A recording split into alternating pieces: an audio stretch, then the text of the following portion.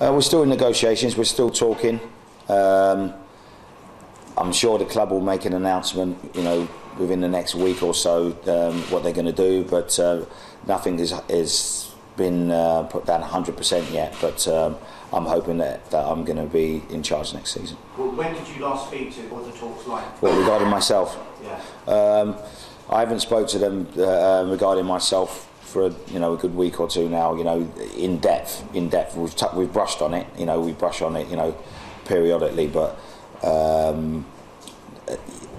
far as the situation is that they've told me that we will make an announcement probably within the next week.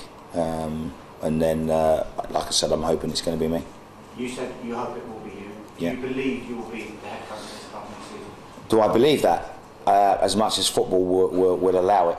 As much as football will allow it, we know that things change all the time in football. So, I do have that belief, but I can't confirm it because there's no pen been put to paper regarding that situation. You said you're involved in this? I would imagine the way that football managers are appointed, that the same way of conducting interviews is being done all around the country at the moment now with all clubs. So as far as I know, there hasn't been an interview process, but football managers tend to pop up when there's not an obvious interview process. In the light of the relegation, Chris, to take it forward. Why do I believe? Because I think the players have showed a great response to me being here. I think the fact that we've competed quite admirably in most of the games that we've played in has shown that I do have the ability to take the club forward. And I think the fact that we do have a long-term vision for the club and putting the foundations down so the club has a stable footing for a long time makes me ideal for this job. Would you? There were some issues. I'm not going to deny that. But we dealt with them at the time, and unfortunately, these things happen in football, and our dirty laundry has come out. But what we've dealt with those situations, and what we need to do is try and draw a line underneath it and move on. The Vargas situation. I expect them to be here because they have a contract.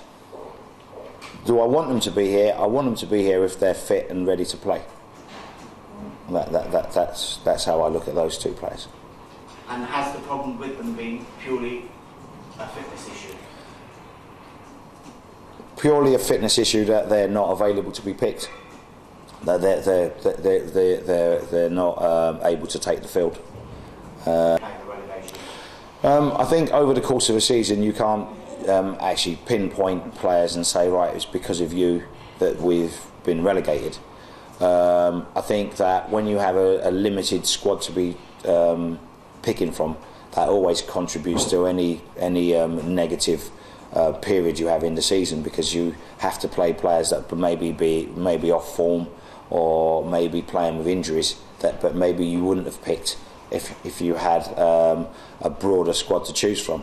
So I wouldn't blame them as individuals, but I would say the fact